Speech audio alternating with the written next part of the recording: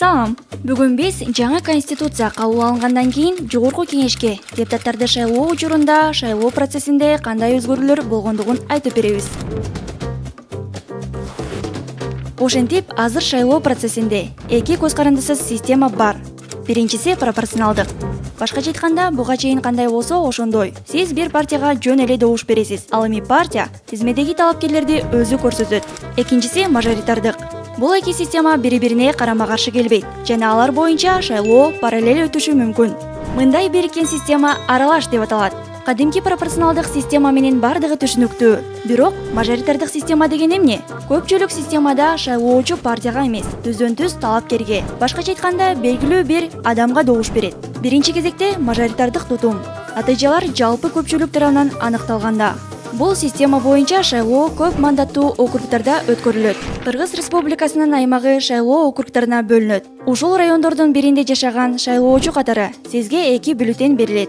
Бир-бирден сиз ушул округда өз кызыкчылыгыңызды коргогон конкреттүү талапкерге, экинчи бюллетенде партияга добуш бересиз. Жогорку Кеңештеги мандаттардын санында дагы өзгөрүүлөр болду. 120 депутаттык мандат 90го чейин кыскартылды. Анын ичинен 35 мандат көпчүлүк системага ылайык өзүн өзү көрсөткөн талапкерлерге жана партиялардын кандидаттарына. Бул мажоритардык система боюнча. Ал эми 55 мандат бирдиктүү шайлоо округу боюнча саясий партияларга. Башкача айтканда, республика боюнча пропорционалдык тутумга ылайык. Жаңы мыйзам долбоорунда аялдардын мамлекеттик органдарына өкүлчүлүгүнө бекитүү чаралары дагы камтылган. Эми партиялардын тизмесинде бир жыныстагы талапкерлердин ортосундагы айырмачылык 2 позициядан ашпашы керек.